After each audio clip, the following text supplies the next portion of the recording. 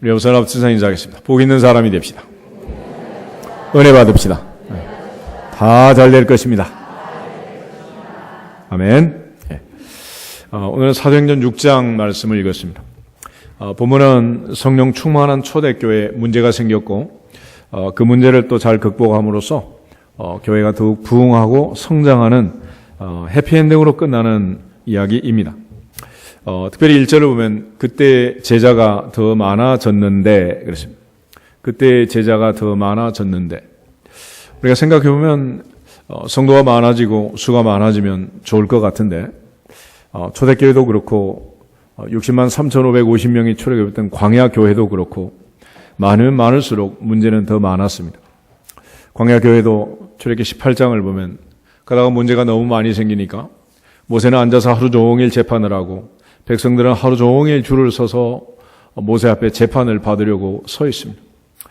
모세 장인 이드로가 방문으로 왔다가 그 모습을 보고서 조언을 하나 하죠.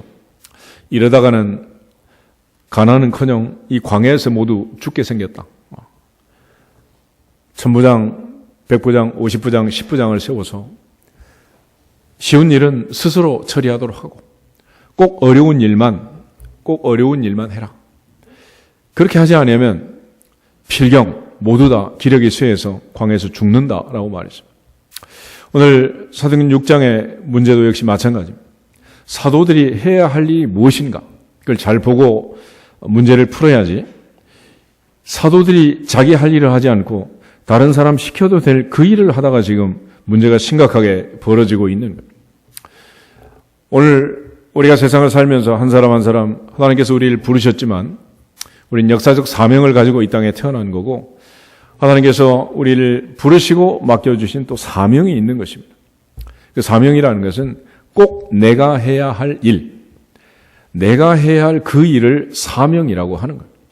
남을 시켜서 해도 되는 일은 얼마든지 시키면 되는 겁니다. 그러므로 하나님께서 내게 맡겨주신 일이 무엇인가를 잘 생각해서 오늘 베드로처럼 여러 가지 인생의 문제들을 잘 풀어낼 수 있기를 주 이름으로 축복합니다. 오늘 문제는 제자는 더 많아졌는데 그리고 매일 구제를 했는데 사람들은 원망이 더 많아졌다 그런 얘기입니다. 매일 구제하고 좋은 일을 했는데 사람은 많아졌는데 문제는 더 많아졌다. 왜 그랬을까요? 오늘날도 사람이 많아지면 문제는 더 많아지죠. 하나님께서는 생육하고 번성하여 땅에 충만하라 흩어져 살아라. 그런데 인간은 하나님의 명령을 어기고 도시로 집중하기 시작합니다. 그야말로 메트로폴리탄 시티를 만들고 초대형 메가시티를 만들고 사람들이 모여드는 거예요. 1,000만, 2,000만, 3,000만. 그러니까 이 많은 사람이 움지에 사는 이 도시에는 얼마나 많은 문제가 있는지 모릅니다. 많은 문제가 생기는 거예요. 여기다가 지금 보면 헬라파, 히브리파, 이 파가 또 생겨났습니다. 어느 나라나 어느 조직이나 다 마찬가지로 파가 있기 마련이죠. 여러 나라 정치 제도를 봐도 여당이 있고 야당이 있고 매파가 있고 독수리파가 있고 민주당이 있고 공화당이 있고 모두 다 자기 파가 있는 거예요. 이 파가 있는 건 꼭 나쁘지는 않지만 문제는 그 파들 사이에 원망과 시비가 생긴다는 거죠. 이유가 뭐냐? 매일의 구제에 빠짐으로 원망했다 이렇게 되어 있습니다. 겉으로 볼 때는 빠졌다는 거죠. 빠뜨렸다는 거죠. 일을 하다 보면 많은 사람들이 지금 일을 하기 때문에 밥을 먹어도 빠질 수도 있고 또 어떤 경우에는 문제가 있어서 빠질 수도 있고 어떨 때는 연락을 못 받아서 빠질 수도 있고 어떨 때는 연락을 했는데 못 보고 빠질 수도 있고 이유는 여러 가지겠지만은 여하튼 빠뜨리면 섭섭한 거예요. 거기서부터 이제 문제가 생기는 거죠. 광야교회도 보면은 길을 가다가 문제가 생깁니다. 예를 들어서 에돔 지역을 지나가면 곧장 갈 수 있는데 에서의 자손인 에돔 자손들이 통과를 허락하지 않습니다. 우리가 지나가면서 만약에 손해를 끼치면 손해배상할 것이고 물을 마시면 물값을 다 내겠다. 그래도 안 된다는 거예요. 그래서 싸울 수는 없고 그래서 삥 둘러가겠는데 길 때문에 너무 마음이 상하고 힘든 거예요. 그래서 이제 드디어 모세를 향하여 원망하기 시작합니다. 우리는 작은 일에 섭섭하게 되고 작은 일 때문에 사실 문제가 생기는 거죠. 그런데 그걸 이제 해결하기 위해서 또 어떤 대의 명분을 만들고 그러면서 이제 문제는 커지고 복잡하게 된단 말이에요. 이러한 문제를 살펴보면 근원이 도대체 문제의 가장 큰 원인이 뭐냐라고 얘기하면 야고보서 1장에서 해석해 준 것처럼 인생은 여러 가지 환난을 만나고 여러 가지 고난을 당한다. 그야말로 고통의 바다에 살고 있는데 근본적인 문제는 죄 때문이다. 인간이 죄인이기 때문에 이 많은 고통과 어려움이 있는 거예요. 왜 내게 이런 일이 있느냐? 왜 하필 난가? 왜 내게만 이런 일이 있을까? Why me? 라고 하지만 따져보면 다 내 죄 때문이다. 근데 그 죄는 어디서 오느냐? 야고보서 1장 15절 말씀처럼 욕심이 잉태한 즉 죄를 낳고 죄가 장성한 즉 사망을 낳는다. 그러니까 문제가 있는 곳에는 가만히 들어가 보면 누군가는 지금 욕심을 부리고 있는 거예요. 그 욕심이 문제를 일으키고 죄를 낳고 사망으로 이끌어가는 거죠. 그래서 흔히 비워라, 내려놔라, 욕심 부리지 마라 얘기를 해도 인간은 끝까지 욕심을 부리는 거죠. 또 생명체라는 것은 모두 다 욕심을 부리는 자체가 또 살아있다는 증거이기도 해요. 애들이 살아있기 때문에 엄마 젖도 빨아대는 거고 형보다 한 개 더 달라고 울기도 하고 그러지 않겠어요? 이제 봄이 되어 새싹이 나고 꽃이 피우고 하겠지만 교회 담장의 장미도 살아있기 때문에 담장 넘어 길 쪽으로 자꾸 나가니까 사람들이 얘기를 하는 거 아니겠어요? 그러니까 하여튼 살아있는 생명체는 욕심을 부리는 거예요. 네 땅 내 땅도 모르고 막 뻗들어 나가는 거죠. 결과적으로 우리가 욕심만 안 부리면 문제는 없다. 또 욕심만 안 부리면 아무리 사탄이 미끼를 던져도 걸려들지 않을 거고 그 낚시바늘에 코가 끼지 않을 거라. 요즘 우리가 수없이 많은 보이스 피싱 얘기를 하잖아요. 그야말로 전화 한 통으로 중국에서 동남아에서 한국에 있는 사람들 낚시질을 하는 낚시질을. 그 낚시바늘에 왜 걸리냐? 내 마음에 욕심이 있어가지고 욕심. 금리가 2% 3% 하는 이때 5% 8% 10% 준다. 그러면 이게 100% 사기지. 어떻게 그런 일이 그런 행운이 나한테 오겠어요? 그런데도 사람들은 착각을 한다는 거예요. 그래서 또 문제가 생기고 많은 뉴스거리가 되는 거죠. 앞으로 살면서 야고보가 말한 것처럼 내 사랑하는 형제들아 속지 말라. 온갖 좋은 은사와 좋은 선물은 위로부터 빛들의 아버지께로부터 내려오느니라. 다시 말하면 하나님이 주신 것만 좋은 것이다. 내가 취한 것은 아무로 눈으로 보고 확인하고 또 발로 밟고 선택을 했다고 해도 롯이 선택한 소돔과 고모라처럼 좋은 게 아니라는 것. 그러므로 하나님께 기도하고 하나님의 때에 전능하신 하나님 아버지가 구하는 자녀에게 좋은 것을 주시지 않겠느냐 하신 말씀처럼 기대하고 기다리고 기도하면 반드시 좋은 것을 주실 줄로 믿습니다. 그 전에 내가 취한 것은 좋은 게 아니라는 것. 그럼에도 불구하고 우리는 늘 욕심을 부리면서 인생을 살고 있습니다. 창세기 3장부터 아담과 하와가 사탄의 유혹을 받고 선악과를 보니 먹음직도 하고 보암직도 하고 지혜롭게 할 만큼 탐스럽기도 한 나무인지라. 이 정도 되면 죽더라도 먹고 보자. 렛츠고. 이제 가는 거지 이제 죽는 거야. 야고보는 그 부분을 욕심이 잉태하여 죄를 낳았다 이렇게 말했는데 요한에서 2장에 하면 사도 요한은 이 모든 것을 가리켜 육신의 정욕, 안목의 정욕, 이생의 자랑이다 그랬습니다. 육신의 정욕, 안목의 정욕, 이생의 자랑. 그래서 먹음직하다는 것은 육신의 정욕이고 보암직하다는 것은 안목의 정욕이고 또 이생의 자랑, 이거는 지혜롭게 할 만큼 탐스러움이라는 이런 여러 가지 욕심 때문에 인생은 결국 망가지고 있는 것입니다. 매일 구제하는 그 좋은 일을 하면서도 고기 한 덩어리 덜 들어왔다고. 이걸 가지고 서로 원망과 시비가 붙기 시작하는 거예요. 하나님 앞에서 신앙생활에서 주의할 사항 중에 하나는 자기 스스로 항상 하나님 앞에 섭섭하지 않도록 잘 자기 관리를 해야 됩니다. 안 주면 어떻게 해야 되겠어? 내 몫은 내가 달라고 해가지고 그냥 드세요. 그러시면 되는 거예요. 근데 그거를 안 줬다고 두고 보자. 그러면 안 돼. 그래서 항상 자기 관리를 자기 잘 해야 돼요.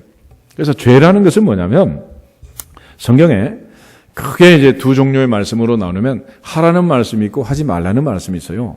하라는 것을 하지 않는 것도 죄고 하지 말라는 것을 하는 것도 죄가 됩니다. 선지자 사무엘은 기도하기를 쉬는 죄를 범치 않겠다 그렇게 말했고 사도 바울은 기도하기를 쉬지 말라. 쉬지 말고 기도하라. 그렇게 말한 거예요. 그러니까 항상 기뻐하라. 쉬지 말고 기도하라. 범사에 감사하라. 이것이 그리스도 예수 안에서 너희를 향하신 하나님의 뜻이니라 했는데 하지 아니하면 결국 죄를 짓는 거라는 것이죠. 그러므로 오늘부터는 자기 자신에 대해서 항상 하나님의 말씀에 순종하는 쪽으로 좋은 쪽을 선택해서 인생을 살아갈 수 있기를 주 이름으로 축복합니다. 이 모세오경 전체를 보면 하라는 계명이 248개, 하지 말라는 계명이 365개, 전체가 613가지인데 이 많은 계명 중에서 한 율법사가 서기관이 예수님께 질문을 하잖아요. 어느 계명이 제일 큽니까? 예수님께서 하나님 사랑, 이웃 사랑, 그보다 더 큰 계명은 없다. 다시 말하면 사랑은 율법의 완성이니라. 사랑은 허다한 죄를 덮느니라. 그러니까 사랑하는 마음을 가지면 문제가 안 되지만 사랑이 식어지면 그때부터는 모든 게 다 문제가 되고 다 들춰내고 까발리면 추하고 더러운 냄새가 날 수밖에 더 있겠어요. 오늘 주님이 십자가의 보혈로 우리의 죄를 씻고 하나님은 세상을 나를 너를 우리를 이처럼 사랑하사 덮어주신 것처럼 하나님의 그 사랑과 은혜 안에 거하기를 주님의 이름으로 축복합니다. 그런데 이제 얘기한 것처럼 그럼 왜 도대체 이렇게 인생이 복잡한가 하는 것은 창세기 3장부터 시작해서 영적 전쟁을 치르고 있기 때문에 그렇습니다. 영적 전쟁의 판세를 보면 아담과 하와가 있고 뱀이 있어요. 그런데 아담과 하와의 배후에 하나님이 계셔서 말씀을 주셨죠. 먹는 날에는 반드시 죽는다. 근데 뱀의 배후에 사탄이가 있어가지고 결코 안 죽는다. 유혹하고 미혹하는 거예요. 그러므로 성경은 에베소 6장에서 혈과 육은 싸우면 안 된다. 공중의 정사와 권세 잡은 악한 영들, 어둠의 세력들, 이 세상의 주관자들, 모든 악한 영들과 싸움이지 사람과 사람이 싸우는 건 아니다 그랬습니다. 그런데도 인간이 미혹을 받고 나면 사탄의 거짓과 교만, 이 두 가지 작전에 말려들게 되면은 어떤 현상이 일어나냐? 지피지기가 안 되는 거예요. 적군과 아군이 구별이 안 돼서 모두 다 영적 전쟁을 치러오는데 영적 전쟁은 자기 편끼리 싸우는 겁니다. 자기 편끼리. 참 희한한 전쟁이죠. 우리 몸에 암이 되고 루퍼스나 이런 여러 가지 난치병들이 있는데 이 병들의 특징은 뭐냐면 자기 세포가 자기를 공격하는 거예요. 외부에서 바이러스나 세균이 들어와서 나를 공격하는 게 아니라 내 안의 세포가 돌연변이를 일으켜서 내 자신을 공격하는 거랍니다. 그러면은 백약이 무효입니다. 그 어떤 약으로도 그걸 해결할 수가 없어요. 다시 말하면 외부에서 들어온 적은 우리가 막아내고 면역을 기르고 해서 다 물리치면 되지만은 내부에서 문제가 생기면 손을 쓸 수가 없어요. 마찬가지로 공동체 자체도 내부적으로 싸우면 이건 해결이 안 됩니다. 대한민국의 여당과 대한민국의 야당이 싸우면 누가 말릴 수 있겠어요? 그건 못 말리는 거예요. 결과적으로 부부가 싸우면 그 집안의 문제를 해결할 수가 없다. 형이 동생을 죽이면 형제간의 문제를 어떻게 해결할 수가 있겠어요? 그래서 오늘날은 사탄의 이 끊임없는 속임수, 거짓말과 교만에 말려들어서 많은 사람들이 자기 편끼리 싸우고 태초부터 사탄은 부부를 갈라놓고 형제를 갈라놓고 공동체를 파괴한 것입니다. 그래서 사도 바울은 이 문제를 해결하는 것은 하나가 되는 거다. 사탄의 작전에 말려들지 말고 하나가 되라라고 얘기를 해요. 고린도전서 1장을 보겠습니다. 고린도전서 1장 10절 말씀 한 절만 보겠습니다. 고린도전서 1장 10절에 있는 말씀. 형제들아 내가 우리 주 예수 그리스도의 이름으로 너희를 권하노니 모두가 같은 말을 하고 너희 가운데 분쟁이 없이 같은 마음과 같은 뜻으로 온전히 합하라. 아멘. 왜 바울이 고린도 교회에 이런 편지를 쓰냐면 12절에 있는 말씀처럼 고린도 교회는 당시에 4개 파로 나누어져 있었습니다. 나는 바울에게, 나는 아볼로에게, 나는 게바에게, 나는 그리스도에게 속한 자라 한다는 것이니 그리스도가 어찌 나뉘었느냐? 바울이 지금 단식을 하는 거예요. 바울이 너희를 위하여 십자가에 못 박혔으며 바울의 이름으로 너희가 세례를 받았느냐? 어찌하여 교회가 파가 갈라져서 자체적으로 하나가 되어 한 몸인 교회가 싸우고 있느냐? 이렇게 지금 책망을 하는 거예요. 이 교회를 보면서 사도 바울이 하나가 돼야 하는데 하나가 되는 것은 이렇게 극한 대립으로 싸우는 사람들은 하나 될 수 있겠습니까? 없겠습니까? 불가능한 거예요. 같이 못 사는 거예요. 그런데 방법이 있기는 있다. 그게 뭐냐? 고린도전서 12장 12절 13절을 보겠습니다. 고린도전서 12장 12절 13절 가지겠습니다. 몸은 하나인데 많은 지체가 있고 몸에 지체가 많으냐 한 몸인과 같이 그리스도도 그러하니라. 우리가 유대인이나 헬라인이나 종이나 자유인이나 다 한 성령으로 세례를 받아 한 몸이 되었고 또 다 한 성령을 마시게 하셨느니라. 아멘. 오직 성령으로 한 성령으로 같은 성령 동일한 성령으로 세례받고 동일한 성령을 마시고 한 몸이 되고 한 공동체가 되는 그거밖에는 방법이 없다. 오늘 예배드리는 우리 모두는 서로 사실 공통점이 없죠. 모든 것이 다 다르다. 나이도 고향도 성도 학력도 성도 특징도 취미도 다 다르지만 어떻게 하나의 공동체를 이룰 수 있느냐? 그것은 한 성령 안에서 한 몸이 되었기 때문이다. 한 성령으로 세례를 받아 한 몸 되었기 때문에. 아멘. 그 외에는 방법이 없는 거예요. 에베소서 4장을 한 번 더 보겠습니다. 에베소서 4장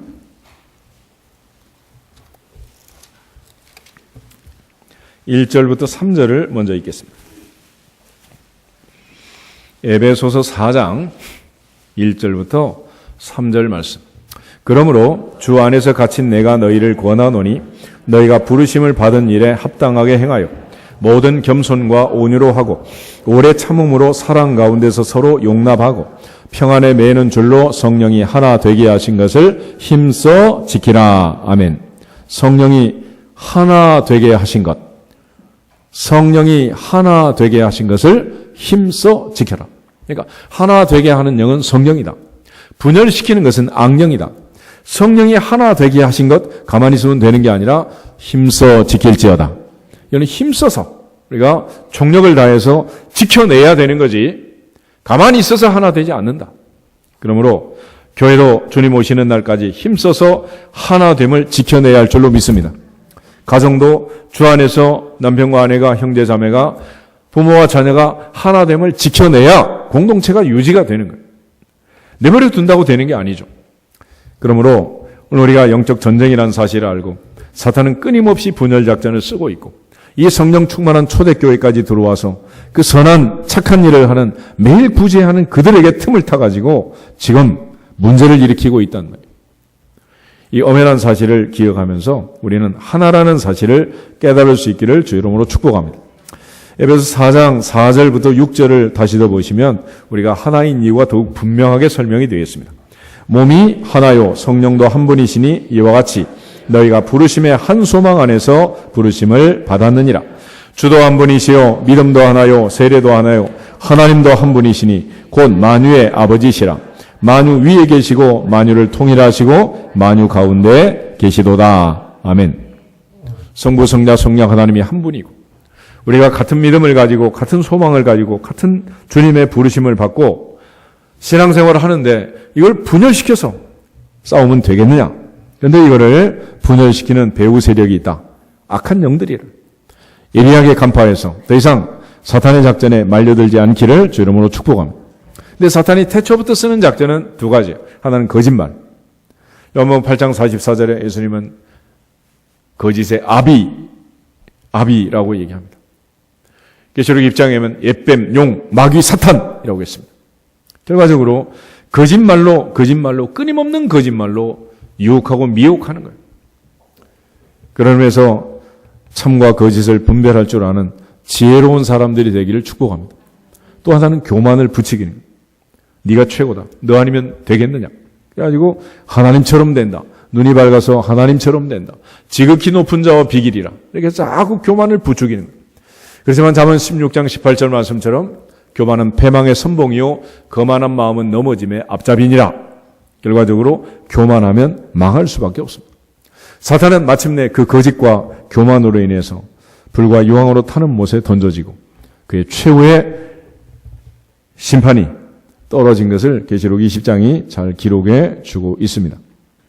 오늘 이제 이런 상황에서 베드로가 문제의 해법을 제시합니다. 먼저 2절에 보면 12사도가 모든 제자를 불러 이르되 우리가 하나님의 말씀을 제쳐놓고 접대를 일삼는 것이 마땅하지 아니하니 형제들아 너희 가운데 성령과 지혜가 충만하여 칭찬받는 사람 7을 택하라. 우리가 이 일을 그들에게 맡기고 우리는 오로지 기도하는 일과 말씀 사역에 힘쓰리라 하니라. 이 보면 12사도가 특별히 베드로를 비롯하는 12사도가 여기서 이제 문제 해법을 제시할 때 우선순위의 문제를 조율하게 됩니다. 먼저 할 일과 나중 할 일이 있다는. 교회가 기도와 말씀만 전해야지 매일 구제하면 안 된다, 그런 얘기가 아니고 매일 구제하는 거 중요하지만은 더 먼저 할 일이 있다. 또 그것을 한 사람이 다 해서도 안 되고 은사에 따라서 분담해서 역할을 감당해라 하는 것을 가르쳐줘요. 그래서 먼저 12사도가 문제를 해결할 때 우리가 하나님의 말씀을 제쳐놓고 접대를 일삼는 것이 마땅하지 않다. 내가 잘했다 잘못했다? 잘했다 잘못했다. 네, 잘못했다 라고 인정을 하는 거예요. 그래서 베드로가 지금 내가 무엇을 잘못했는가를 알고 있습니다. 교회라는 것은 말씀을 먹는 곳이지 밥 먹는 곳이 아니라는 거예요. 그러니까 교회 와서는 우리가 여러 가지 원망과 불평을 할 수 있지만은 예배를 잘 못 드렸다, 찬양을 기도를 잘 못하고 말씀을 잘 못 들었다, 그럼 막 화가 날 수도 있어요. 그렇지만 밥 먹다가 머리카락 나왔다, 그거 가지고 짜증내면 된다 안 된다? 그건 안 되는 거예요. 밥 안 먹을 수도 있고 먹을 수도 있고 그러지. 그 밥 가지고 왜 메뉴가 이러냐, 이거 가지고 싸우면 이거는 광야교회고 초대교회지 목동반석교회는 아니야 이게.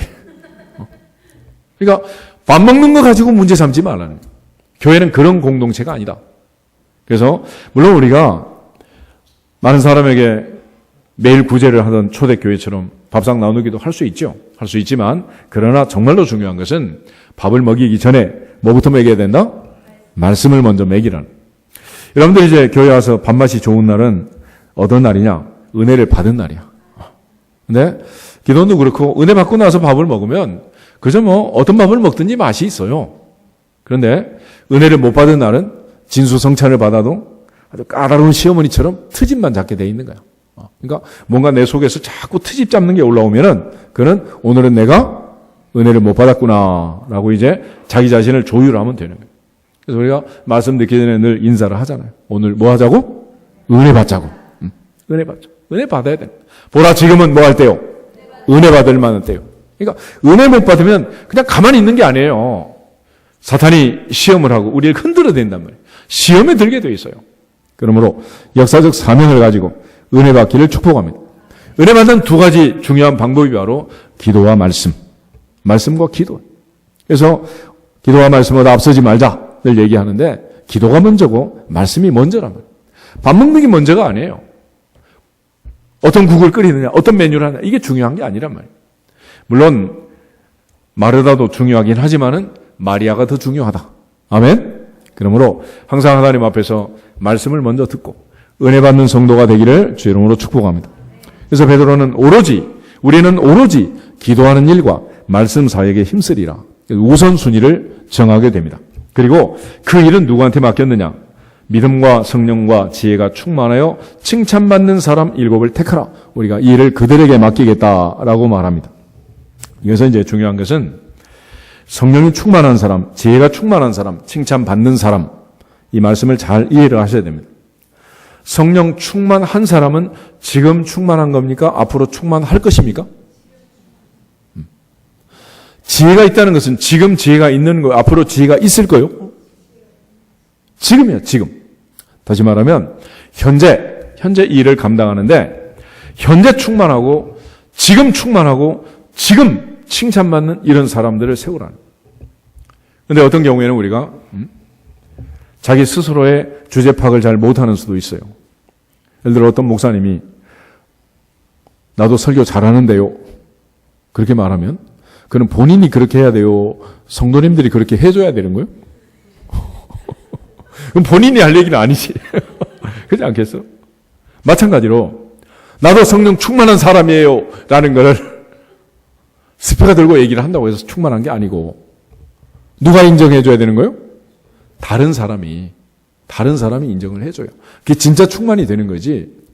다른 사람은 다 인정하지 않는데 혼자만 나는 리더십의 은사가 있는 것 같아요. 그리고 시켜놓으면 주일학교 교사 연말에 한 명 놔두고 앉아있고 목장이고 구역이고 맡겨놓으면 나중에 또 혼자 앉아있고 그는 자기는 있다고 생각하지만 많은 사람들에게 보면 이 은사가 없는 거예요.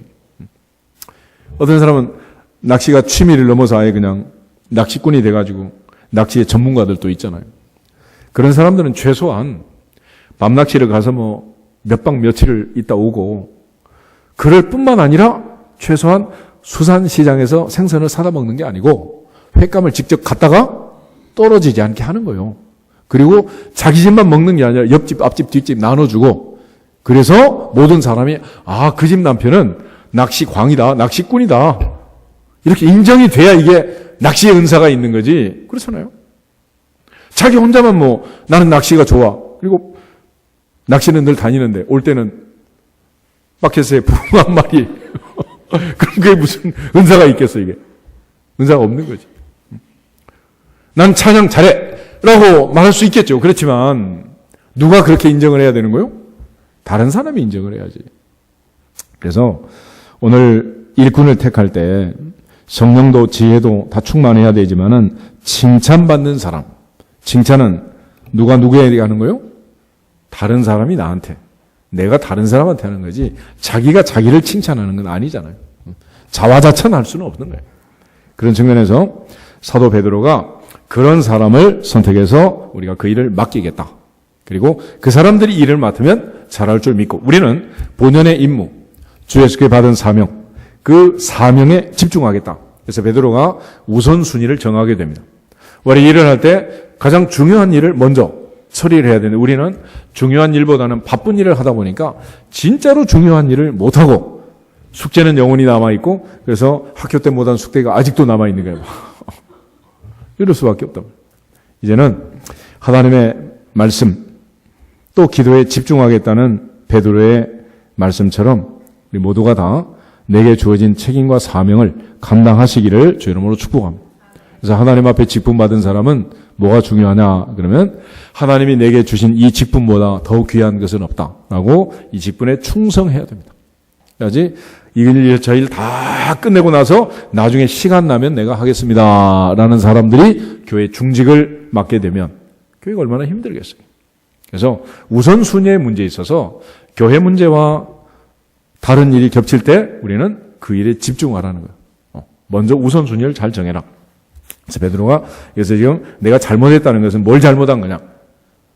매일 구제가 나쁜 일이냐?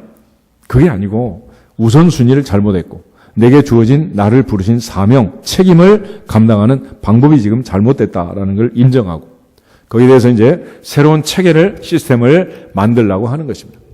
재밌는 것은 이제 여기서 7사람을 선택하게 되는데 7사람들의 이름을 보면 스데반과 빌립과 브로고로, 니가노르, 디몬, 바메나 그리고 니골라 이렇게 7사람을 선택합니다.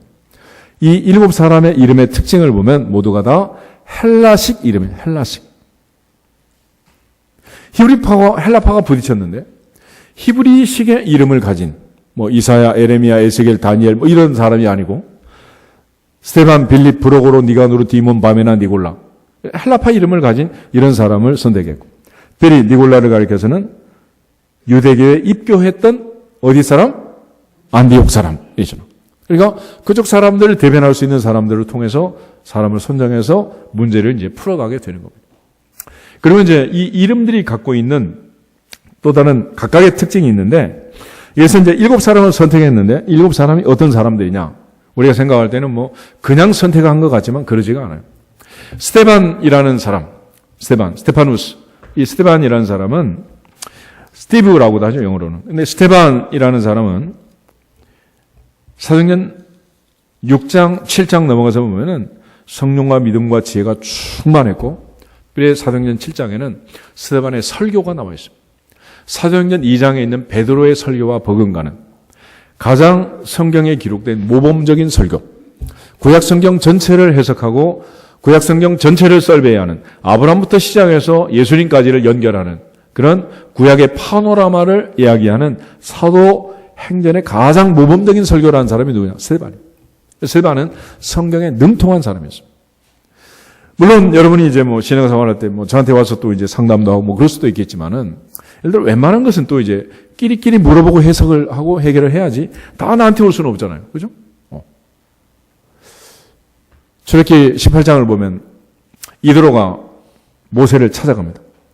그런데 너무 반갑고 행복하게 이제 만나서 하루 저녁 보내고 다음날 모세가 업무를 시작하는 걸 보니까 모세가 하루 종일 앉아있고 백성들이 줄을 쫙 서 있어요. 그래서 도대체 뭘 하나라고 살펴봤더니 재판을 하는 거예요. 재판을. 그걸 보고 나서 모세가 재판하는 모습을 보고 이드로가 이제 조언을 합니다. 하루가 마친 다음에 불러가지고 장인이 사위에게 얘기를 하는 거예요. 당신 그러다가 가난은커녕 광야에서 엎드려 죽겠다. 내가 한 가지 조언을 하겠다. 오늘부터 시작해서 1000부장, 100부장, 50부장, 10부장을 세워가지고 단위와 그룹을 나누고 그 그룹 안에서 문제를 해결하도록 하고, 거기서 해결이 안 되는 가장 난제, 어려운 문제만 당신이 해결해라. 그러지 않으면 당신이 이 일을 능히 감당할 수 없다. 이건 불가능한 일이다라고 얘기를 해요. 무슨 얘기냐면 내가 꼭 해야 할 일은 내가 하되 남한테 시킬 수 있는 일은 시켜도 된다 안 된다? 된다 안 된다? 된다는 거예요. 그런데 우리는 남을 시켜도 될 일은 전부 내가 하겠대. 가지고 이것저것 다 내가 한다는 거예요. 그래가지고 뭐 집에서 청소부터 빨래까지 뭐 다 하니까 관절이 망가지는 거예요. 왜 일을 그렇게 하냐고. 그럴 필요는 없는 거 아니에요. 그래서 그걸 다 분담하는 거예요. 이번에 이제 뭐 지자체 선거하고 뭐 서울시장, 뭐 부산시장 뭐 다 뽑을 거 아닙니까? 그죠? 교회에서 주어진 직분하고 서울시장 자리하고 어느 게 더 중요해? 서울시장은 시켜도 돼요. 그렇지만 하나님 앞에 직분은 누가 해야 돼? 누가 해야 돼요? 내가 해야지. 내가. 이제 새학기가 돼서 아이들이 이제 다들 개학을 했는데 학교 가서 선생님이 숙제 주면 내가 해야 돼요? 엄마 시켜야 돼요? 어떻게 해야 돼? 엄마 시키면 안 되잖아. 숙제는 내가 해야지. 그렇지만 엄마 보고 숙제하라고 그러고 엄마 대신 내가 밥하고 빨래하면 말 되겠어 이게? 그러니까 우리가 자꾸 헷갈리는 거예요. 내가 할 일이 무엇인가를 알고 그 일에 집중하라는 거죠. 그런데도 우리는 흔히 그 일을 늘 오해를 해가지고 얘기를 하다 보니까 자꾸 꼬이게 되는 거예요. 오늘부터는 자기 사명이 무엇인가를 확실하게 깨달을 수 있기를 축복합니다. 그래서 스데반은 성경에 능통한 사람이기 때문에 말씀을 잘 가르쳐서 교회를 안정시키고 말씀에 문제가 있을 때는 말씀을 통해서 가르치고 진리 가운데를 인도한 그런 집사님이었습니다. 두 번째 빌립이라는 사람은 사도행전 8장을 보면 전도왕이야. 사마리아에 내려가서 사마리아에 큰 기사와 표적과 능력이 나타나고 전도를 해놓으니까 얼마나 많은 놀라운 소식이 있었든지 베드로와 요한이 내려와가지고 거기서 기도함으로써 아직 말씀의 은혜를 받고는 했지만은 성령이 아직 내리지 않았다. 그래서 성령의 임재를 기도하고 사마리아에 성령이 임하는 그런 능력이 나타나게 되잖아요. 그러니까 하나님이 내게 주신 전도의 사명을 잘했던 빌립. 이 빌립을 통해서 또 이제 큰 역사가 나타나게 된 것입니다. 브로고로라는 사람은 사도 요한의 석이야. 사람이 이렇게 많아지면 자동적으로 행정체계를 갖춰야 되잖아요. 애들이 몇 명 안 될 때는 뭐 손자까지 이름도 다 기억하고 생일도 기억하지만 애들이 300명, 500명, 1000명 그러면 이름을 어떻게 다 알겠어? 생일을 어떻게 알겠어? 그때는 행정체계를 잡아야 하지 않겠습니까? 그래서 교회가 당연히 성장하고 대형화되면서 이런 조직과 체계를 갖추라는 거예요. 그런데 이거를 전부 다 목사님 혼자 하세요. 목사님은 돈 받고 예수 믿잖아요. 뭐 이러면 목사님 혼자 어떻게 다 하냐고. 말이 안 되는 거지. 그러니까 따져보면은 해야 할 일이 많은 거예요. 각각 은사에 따라서. 그러니까 7사람 그냥 세운 거 아니에요. 다 은사대로, 달란트대로 해서 세운 거예요. 니가노르라는 사람은 안내자인데, 예를 들어 교회 들어오면 일단 모든 게 생소할 수 있죠. 어디가 본당이고 지하고 어디가 교육관이고 화장실인지 이거 모를 수도 있는 거고, 또 우리가 이제 세례는 어떻게 갖고 목사님 신방은 어떻게 하고 신방 올 때 뭘 준비해야 될지 뭐 한 번도 안 해봤으니 누군가는 안내를 해야 될 거 아니야. 안내를. 나도 처음에 와서 맨 땅에 헤딩하듯이 배웠으니까 너도 그렇게 해라. 내버려 둬버려? 그럼 이상하잖아. 그거. 그러니까 누군가는 안내를 잘 해줘야 되는 거야. 그런 사람이 필요해 안 필요해요? 당연히 필요하지. 당연히. 디몬이라는 말은 가치가 있다. 그런 말인데 그야말로 가치 있는 일을 했던 그런 사람. 한동안 유행했던 말이 있지. 무엇이 중요한디? 뭐가 중요한지를 알아야지. 교회가 할 중요한 일이 뭔지를 알아서 그 중요한 포인트에 집중해서 그걸 해주는 사람이 있어야 된다. 모두가 앉아서 그냥 밥상 차려와라 이렇게 말하면 누가 그걸 하겠어? 누가? 그래서 교회 일꾼이라는 것은 뭐냐면 우리에게 정말 중요한 일이 뭐고 현재 벌어지는 일들 중에서 뭐가 중요한지 간모대가 선교도 하고 강화반석 기도원이 해야 될 일도 있고 여러 가지 사역들이 많잖아요. 목장에서 해야 할 일, 뭐 찬양대, 교사 다 마찬가지예요. 그래서 찬양대가 찬양을 잘하면 영성 있는 교회가 되고 주일학교 교사들이 영성 있는 사람들이 아이들을 가르치면 다음 세대가 준비가 저절로 되는 거예요. 아멘? 중요한 일에 자기가 집중해서 가치 있는 일을 하면 그 결과적으로 현상은 나타나는 거지. 맨날 기도 시간에 뭐 다음 세대를 위하여 그러면 다음 세대가 준비가 되나? 자기는 하지도 않고 뭐 그냥 주일학교 비난하는 거지 그거는. 그렇게 해서는 되는 일이 아니에요. 바메나라는 사람은 바나바처럼 위로와 격려자입니다. 교회를 하다 보면 우리가 낙심하고 실망하고 또 좌절하고 그럴 때가 많아. 그럴 때 옆에서 붙들어주고 세워주는 사람이 필요하죠. 그죠? 모세가 두 손 들어 기도할 때 어려운 거 우리 붙들어 주셨던 것처럼 같이 붙잡아줘야지. 기도 안 하고 놀자고 그냥 기도하는 손 끌어내려가지고 카페로 데려가면 이상하더라고. 기도원 가겠다는데 굳이 못 가게 하고 말이야. 벚꽃놀이 가지고 창경국으로 데려가고. 그럼 되겠어 그게. 그래서 우리가 교회 내에 이 직분제를 세울 때 또 직분을 받았으면 내게 은사가 뭔지 그 은사를 따라서 충성하라는 충성. 맡은 자에게 구할 것은 충성이니라. 마지막 니골라라는 사람은 이단을 색출하고 이단을 물리치는 이단 전문가예요. 요즘 한국 교회 얼마나 이 이단 때문에 골치가 아파요. 우리 교회도 지금 뭐 신천지 출입 금지 뭐 붙여놓기는 했지만은 지금 교회마다 이 이단 사이비에 대해서 정말 대처가 미흡하고 교단도 그렇고 뭐 심지어 뭐 대학마다 이제 뭐 그런 이단 서클들이 생겨가지고 애들 전부 불러다가 세뇌 교육 시켜가지고 희한한 일들이 막 벌어지고 있는 거예요. 베드로가 믿음과 성령과 지혜가 충만한 사람 7을 택해라 라고 말할 때 믿음과 성령과 지혜가 충만하고 칭찬받는 사람 그들에게 나타난 이런 다양한 특징들이 있는 거예요. 그래서 우리가 하나님께서 내게 주신 책임 사명을 잘 감당해서 하나님께 영광을 돌릴 수 있기를 주 이름으로 축복합니다. 그래서 은사 있는 대로 자기가 봉사하는 게 그게 교회를 세우고 나도 기쁘고 남도 기쁘고 서로 좋은 거예요. 우리가 찬양할 때도 뭐 다들 잘 하시지만은 그러나 찬양에 은사가 있는 사람이 하면 지휘자도 쉽고 나도 쉽고 다 쉽잖아. 이걸 막 그냥 음치, 박치, 몸치, 눈치도 없는 애들을 모아다가 막 하려면 이거 얼마나 힘들겠어. 이거. 마찬가지로 가르치는 은사가 없는 사람들이 주일학교 교사를 전부 하겠다고 모였으면 주일학교 어떻게 되겠어요? 심각하지 않겠어요? 그래서 초대교회를 보면 이 7명이 팀이 돼가지고 지금 밥상 나누기를 하는 거예요. 그러니까 지금 이제 한 가지 은사만 필요한 게 아니란 말이에요. 7명이 투입돼가지고 하다 보니 결과가 어떻게 됐느냐. 7절, 같이 한번 7절. 하나님의 말씀이 점점 왕성하여 예루살렘에 있는 제자의 수가 더 심히 많아지고 허다한 제사장의 무리도 이 도에 복종하니라. 아멘. 꼭 음식만 잘하는 사람이 당번을 한다고 그날 음식이 맛있는 게 아니야. 배식을 잘해야 돼. 그렇겠지? 배식. 또 어떤 음식점에 가면은 그냥 그 주인이 와가지고 음식에 대한 설명을 하도 열심히 해가지고 다 식어. 이런 집도 있더라고. 그러니까 말을 어떻게 하느냐에 따라서 그야말로 개꿈도 용꿈이 되고 용꿈도 개꿈이 되는 것처럼 우리가 하나님의 교회에서는 서로 격려하고 붙들어주고 세워주고, 아멘?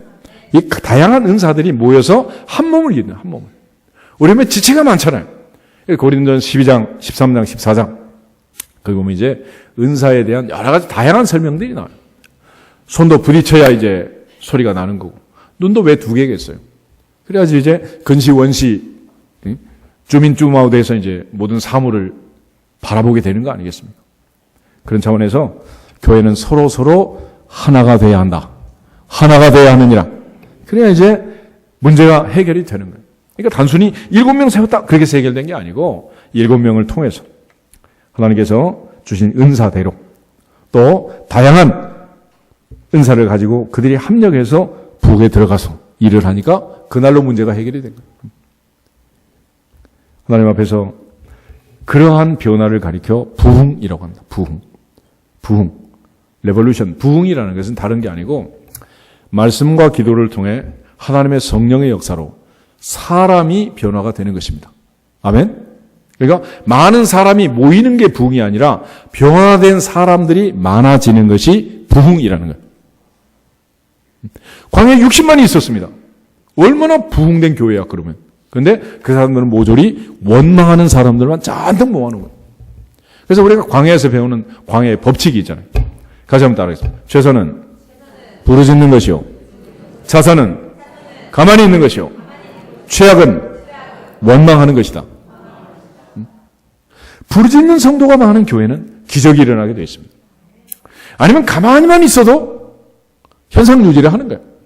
그런데 원망하기 시작하면 다 떨어먹는, 다 떨쳐. 오늘 하나님 앞에서 우리 모두가 다 일꾼이 되기를 축복합니다. 말꾼이 되면 안 돼. 항상 디딤돌이 돼야지 걸림돌이 되면 안 된다. 오늘 베드로가 우리에게 준 이 7 집사님의 자격, 그 중에 첫 번째는 성령 충만이었다. 성령 충만은 한마디로 예수님의 명령입니다.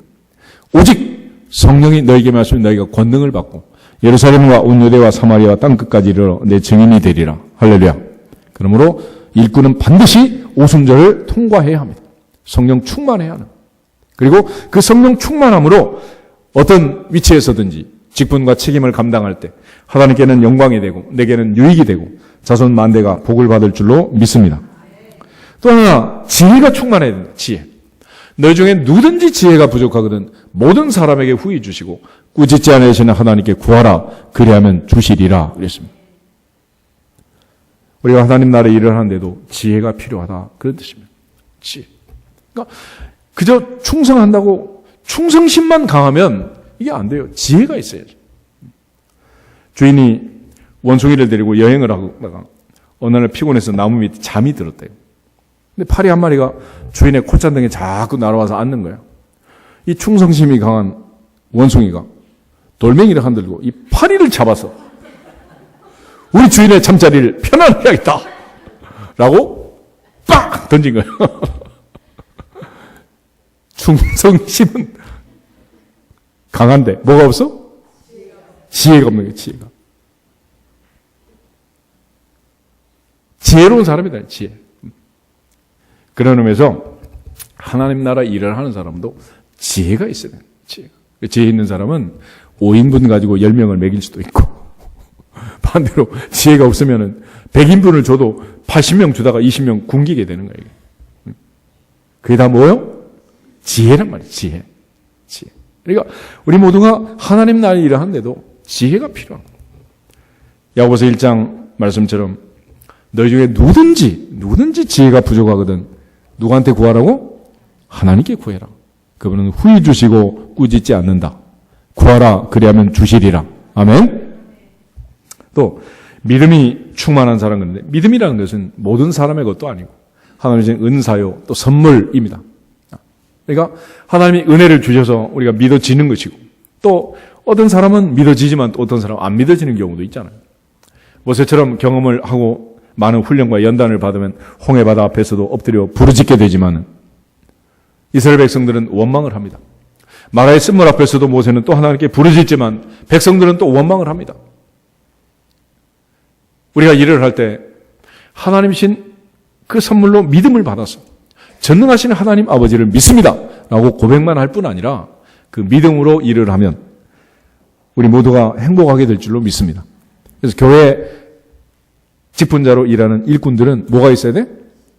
믿음이 있어요. 믿음. 우린 지금 연약하고 부족하지만 내게 능력 주시는 자 안에서 내가 모든 것을 할 수 있느냐. 할 수 있거든이 무슨 말이냐. 믿는 자에게는 능히 하지 못할 일이 없느니라. 아멘?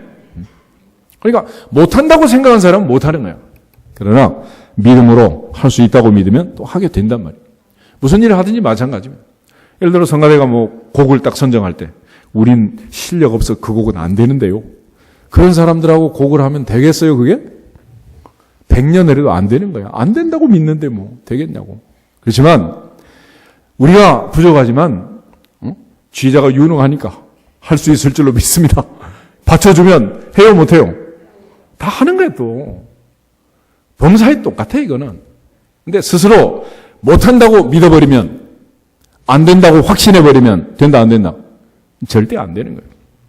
그래서 못하는 것이 문제가 아니고 못한다고 생각하는 것, 못한다고 말하는 것, 못한다고 퍼뜨리는 것, 이 모태신앙 이게 항상 문제의 원인이야. 문제의 원인. 그러므로 오늘부터는 내게 능력 주신 자 안에서 내가 모든 것을 할 수 있다 없다? 있다. 아멘? 우리 옆 사람 인사하겠습니다. 할 수 있습니다. 다 할 수 있습니다. 믿읍시다. 믿으면 되는데 안 된다고 자꾸 믿는 거야. 우리 인생은 하나님이 인도하고 계시기 때문에 마라의 쓴물을 딱 보면 그 다음 자리가 엘림이었습니다. 조금 더 가면 다음 단계 오아시스 12이 있고 종려나무 79로 자라는 오아시스가 기다리고 있었어요. 만약 마라에서 조금만 더 가면 오아시스가 있다라고 생각하고 확신했다면 마라에서 쓴물이 있긴 있지만은 원망했겠어요? 기다리자, 참자, 격려했겠습니까? 바로 그 마라의 쓴물에서 3일 전으로 가면 홍해바다를 건너는 기적이 있었어요. 그런데 그 기쁨을 3일 만에 다 까먹은 거예요. 다 까먹어. 더 거슬러 가면 애굽에서 430년 종살이하던 애굽이 있고 홍해바다가 있었잖아요. 그렇지만 다 건너서 여기까지 왔는데 앞으로는 좋아진다 나빠진다. 그래서 여호수아 갈렙은 가나안을 믿었고 영원한 미래를 믿고 하나님 주신 복을 믿고 산 거 아닙니까? 그래서 기독교 신앙은 항상 미래지향적이고 내 인생의 가장 좋은 일은 과거에 있다 현재다 미래다. 아직 남아있는 거예요. 믿어지시기를 축복합니다.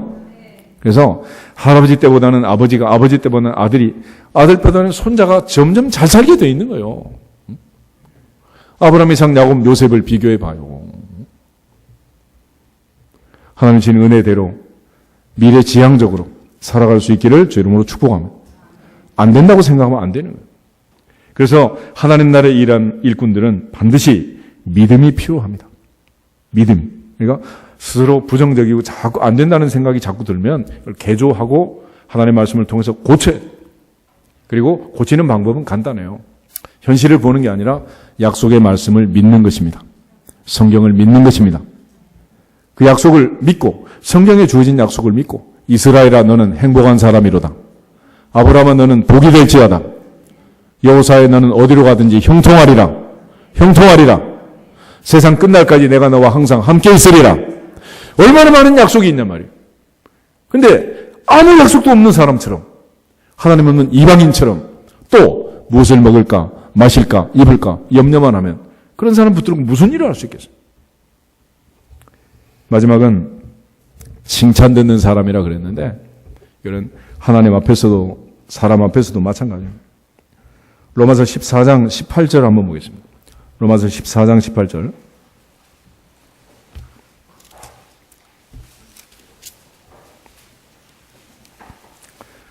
한 절만 같이 읽겠습니다. 로마서 14장 18절. 이로써 그리스도를 섬기는 자는 하나님을 기쁘시게 하며 사람에게도 칭찬을 받느니라. 아멘. 사람의 칭찬만 받는 게 아니라 하나님을 기쁘시게 하는 믿음의 사람이 되면 사람에게도 칭찬을 받고 인정을 받게 된다. 그런 뜻입니다. 고린도전서 4장에 가면 하나님 앞에 맡은 자가 충성할 수 있는 비결은 다른 사람의 판단을 너무 귀하게 여기지 말아라. 내게는 아주 작은 일이다 그랬습니다. 또 자기 스스로 자책점을 찾지 못해도 그것 때문에 내가 완전한 사람이 아니다. 장차 주님 오실 때까지, 주님이 오셔서 칭찬할 때까지 우리는 충성하자. 그래서 마지막 판단과 심판은, 칭찬은 누구한테 받아야 된다? 하늘의 하나님께 받아야 돼. 하나님께. 그러니까 하나님의 칭찬과 상급을 받기 위해서 충성할 수 있기를 주님의 이름으로 축복합니다. 사도 베드로가 사도행전 6장에서 문제풀이를 하면서 우리 인생에 어떤 일이 생길지 아무도 알 수 없지만 그 누구의 인생에도 문제를 푸는 방법은 내가 먼저 하나님 앞에 엎드려 기도하고 내가 먼저 주의 말씀에 순종하면 반드시 닫힌 문들이 열릴 줄로 믿습니다. 거기서부터 문이 열려야, 하나님의 하늘의 결제가 떨어져야, 거기서 문이 열려야 만사형통하게 되는 거지. 이런저런 여러 가지 방법을 쓰고 테크닉을 가지고 문제를 풀 수는 없는 것입니다. 가장 중요한 본질적인 문제는 하나님과 나의 관계 문제이고, 하나님 앞에서 내가 먼저 주어진 책임과 사명을 다할 때 반드시 약속대로 복을 주시고 은혜를 주시고 평강을 주실 줄로 믿습니다. 7 집사님들처럼 우리에게 주어진 직분에 충성해서 반드시 교회를 부흥시키고 내 자신이 부흥되고 내 가정이 부흥되고 자녀들 대대로 하나님의 은혜로 옛사람이 변하여 새사람 되는 진정한 영적 부흥을 경험할 수 있기를 주님의 이름으로 축복합니다. 다 같이 주 예수 그리스도의 이름으로 충만할지어다 한번 선포하고